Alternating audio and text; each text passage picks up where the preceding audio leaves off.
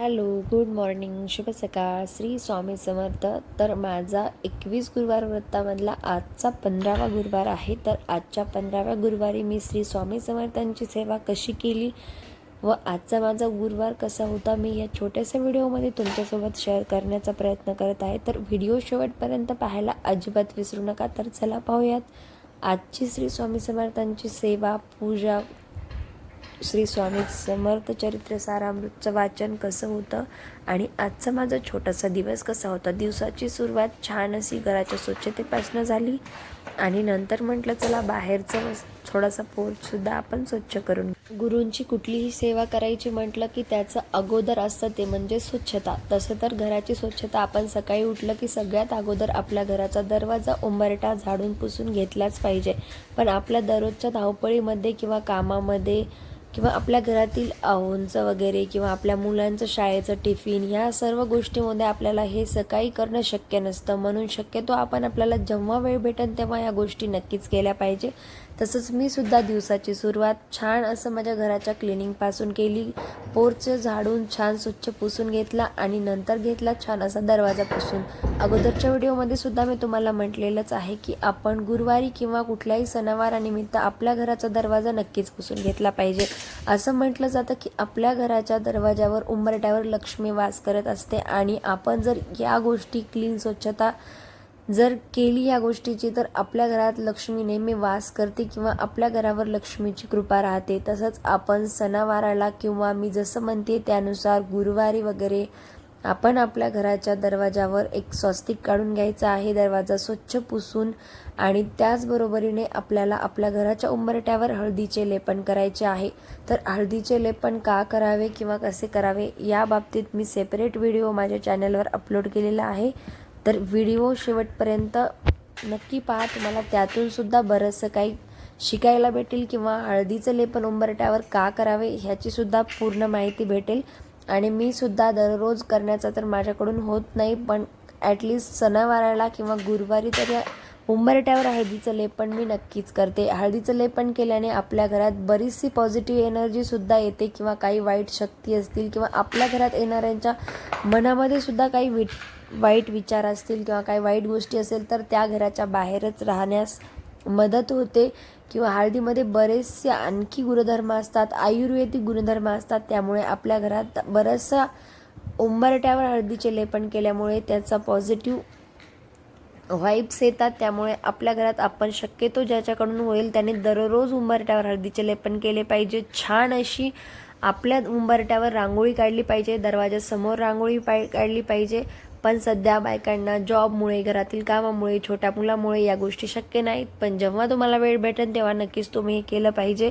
आणि महत्त्वाचं म्हणजे जे आजचं हे मी तुम्हाला श्री स्वामी समर्थ सारामृत पारायणचं सांगत आहे, तर स्वामींची सेवा करणे म्हणजे सगळ्यात अगोदर स्वच्छता. स्वामींना स्वच्छता खूप जास्त आवडते, त्यामुळे स्वच्छतेपासून आपल्याला या गोष्टीची सुरुवात करायची आहे आणि नंतर आपल्याला स्वामींची सेवा करायची आहे. स्वामींचं श्री स्वामी समर्थ चरित्र सारामृत वाचायचं आहे. तर श्री स्वामी समर्थ चरित्र सारामृतचं पारायण 21 गुरुवारचं कसं करायचं हे मी माझ्या अगोदरच्या बऱ्याच व्हिडिओमध्ये सांगितलं आहे. तर त्यातलाच माझा आजचा हा 15वा गुरुवार आहे. माझे 14 गुरुवार अतिशय छान पद्धतीने खूप छान पार पडले आणि खरंच लिटरली हे 15 गुरुवार माझे इतके सुंदर झाले, त्याचा अनुभव माझा इतका सुंदर होता.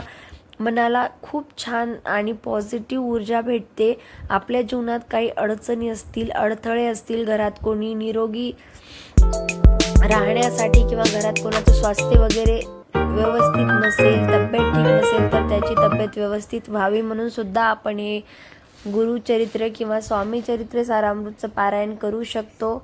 किंवा कोणाला परीक्षेमध्ये यश मिळण्यासाठी, कुठल्याही गोष्टीसाठी आपण हे करू शकतो. पण हे 21 गुरुवारचं व्रत करण्यापूर्वी आपल्याला एक छोटासा संकल्प करून ही गोष्ट आपण कशासाठी करत आहोत ते आपल्याला स्वामींना कळवायचे आहे. किंवा आपण असं सुद्धा म्हणू शकतो की आपण स्वामींचा कृपा आशीर्वाद आपल्यावर नेहमी राहावा म्हणून हे एक व्रत करत आहोत. तर अशा पद्धतीने एक छोटासा संकल्प करून आपल्याला या व्रताची सुरुवात करायची आहे. आणि आता या 15व्या गुरुवारची मी सुरुवात पूजेची कशी करते, तर आपल्याला एक लाल कलरची चुनरी वस्त्र अंथरून घ्यायचं आहे.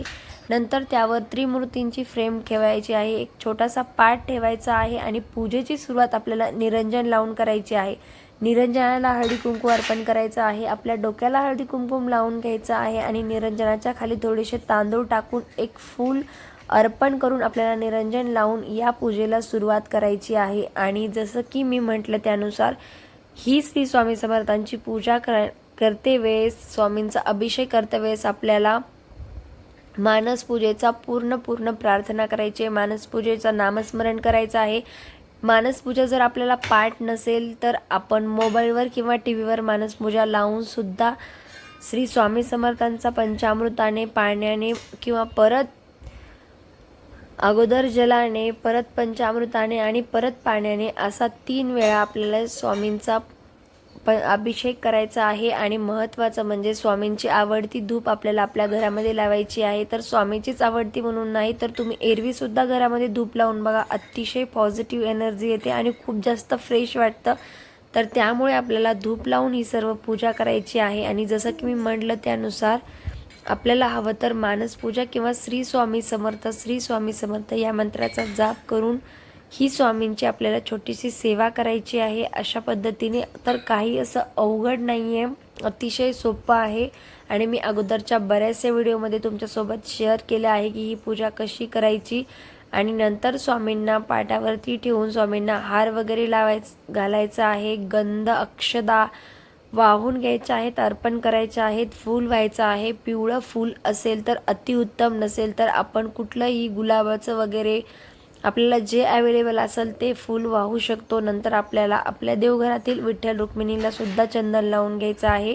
पिवळं चंदन स्वामींना अतिशय प्रिय आहे, त्यामुळे स्वामींचं आवडतं चंदन आपण लावायचा प्रयत्न करायचा आहे. नंतर स्वामींना धूप द्यायचा आहे. अशा पद्धतीने तुम्ही पाहू शकतात. आणि जर तुम्ही पाहिलं असेल तर मंदिरात सुद्धा स्वामींना नेहमी खूप जास्त धूप देतात, कारण स्वामींचं आवडतं आहे. आणि नंतर स्वामींचं आवडतं पिवळं फूल स्वामींना अर्पण करायचं आहे. आणि अशा पद्धतीने आपल्याला स्वामींची पूजा करून घ्यायची आहे व स्वामींना नमस्कार करायचा आहे की स्वामी, माझं या पूजेमध्ये काही चुकलं असेल तर तुम्ही मला क्षमा करावी. आणि आता आपल्याला श्री स्वामी समर्थ चरित्र सारामृत वाचनाला सुरुवात करायची आहे. वाचन करण्यापूर्वी आपल्याला हळदी कुंकुम अर्पण करून घ्यायचे आहे. डोक्याला हळदी कुंकुम लावायचे आहे. आणि श्री स्वामी समर्थ चरित्र सारामृत ग्रंथाला नमस्कार करून आपल्याला वाचनास सुरुवात करायची आहे. आणि अशा पद्धतीने आपल्याला हे श्री स्वामी समर्थ चरित्र सारामृत ग्रंथ वाचन करायचे आहे. तर आता बऱ्याच जणांचा प्रश्न असा पडतो की हे वाचन कसे करायचे. तर एका गुरुवारी फक्त एक अध्याय वाचून 21 गुरुवारी 21 अध्याय वाचायचे असं करायचं की एकाच गुरुवारी 21 अध्याय वाचायचे, तर अजिबात तसं नाही. आपल्याला तर रोज एकाच गुरुवारी 21 अध्याय जर वाचन होत असेल, शक्य असेल तर तसेच करायचे आहे. पण जर शक्य नसेल तर आपण 3 दिवसात हे पारायण पूर्ण करू शकतो. एका दिवसामध्ये 7 असे 3 दिवसामध्ये आपण आपलं पारायण कंप्लीट करू शकतो. किंवा एका दिवशी 3 अध्याय वाचले तर 7 दिवसामध्ये आपण हे पारायण कंप्लीट करू शकतो. म्हणून अशा पद्धतीने आपल्याला हे श्री स्वामी समर्थ चरित्र सारामृतचं पारायण वाचायचं आहे. एकाच दिवशी होणे शक्य नसतं. काही बायकांना जॉब असती, छोटी मुले असतात, म्हणून आपल्याला जसं वेळ भेटेल त्यानुसार आपल्याला स्वामींची सेवा करायची आहे. अशा पद्धतीने स्वामींचं श्री स्वामी चरित्र सारामृत वाचायचं आहे. असे केल्याने आपल्याला हे श्री स्वामी समर्थ चरित्र सारामृत 21 वेळा वाचन होते. आणि किती वेळा कशासाठी वाचायचं आहे? यश भेटण्यासाठी, परीक्षेमध्ये यश भेटण्यासाठी, निरोगी आयुष्यासाठी, आपल्या जीवनातील अडथळे दूर होण्यासाठी. तर किती वेळा गुरुचरित्र किंवा स्वामीचरित्र वाचायचं आहे हे याचा मी स्पेशल व्हिडिओ बनवलेला आहे. व्हिडिओ जर अजून पाहिला नसेल तर त्याची लिंक मी याच्या डिस्क्रिप्शनमध्ये देते, तर व्हिडिओ पाहायला अजिबात विसरू नका. आपलं ग्रंथ वाचन झाल्याच्या नंतर ग्रंथ जागेवर ठेवायचा आहे. आणि आता वेळ आहे स्वामीच्या जपाची, नामस्मरणाची. तर आपल्याला शक्य असेल तर गुरुवारी आपण 11 वेळा स्वामींचा जप करायचा आहे जपमाळेवर, किंवा 9 वेळा किंवा 7 वेळा, 5 वेळा किंवा ॲटलिस्ट 1 वेळा तरी. तर अशा पद्धतीने श्री स्वामी समर्थ नामाचा आपल्याला जप करायचा आहे, स्वामींचं नामस्मरण करायचं आहे. आणि नंतर आपल्याला स्वामींची छान आरती करून घ्यायची आहे. तुम्ही पाहू शकतात अशा पद्धतीने स्वामींची सेवा जेवढी करेल तेवढी कमीच आहे. पण असं परफेक्ट कोणीच नसतं. आपल्याला जशी घडेल त्यानुसार आपण स्वामींची सेवा नक्कीच केली पाहिजे. तर स्वामींची आरती करून घ्यायची. स्वामींचं आरती करतेवेळी अगोदर आपल्याला गणपती बाप्पाची आरती करून घ्यायची आहे, नंतर श्री स्वामी समर्थांची आरती करायची आहे आणि स्वामींना नमस्कार करायचा आहे. स्वामींचं जर आपण पूजा सकाळी केली असेल तर आपल्याला 2 वेळा आरती करायची आहे, एक सकाळी आणि एक संध्याकाळी. कारण बरेचसे घरातले सदस्य घरी नसल्यामुळे त्यांना आरतीचा लाभ भेटत नाही, म्हणून आपल्याला 2 वेळा आरती करायची आहे. आपण आरती घ्यायची, घरातील सगळ्यांना आरती द्यायची, स्वामींना नमस्कार करायचा, सगळीकडे धूप द्यायचा, आपल्या देवघरातील सगळ्या देवांना धूप द्यायचा.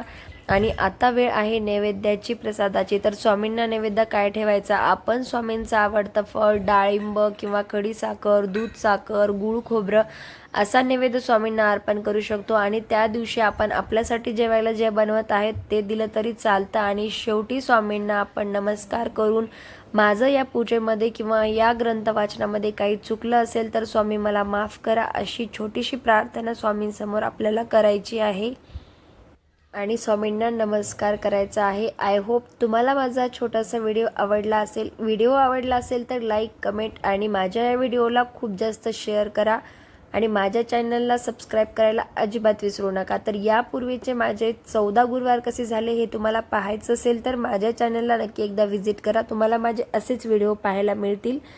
तर हा सुद्धा व्हिडिओ काही चुकला असेल तर त्यामध्ये कमेंट करून नक्की कळवा. मी माझं चूक सुधारण्याचा तुम्हाला नक्कीच माझा प्रयत्न छोटासा करेन. व्हिडिओ आवडला असेल.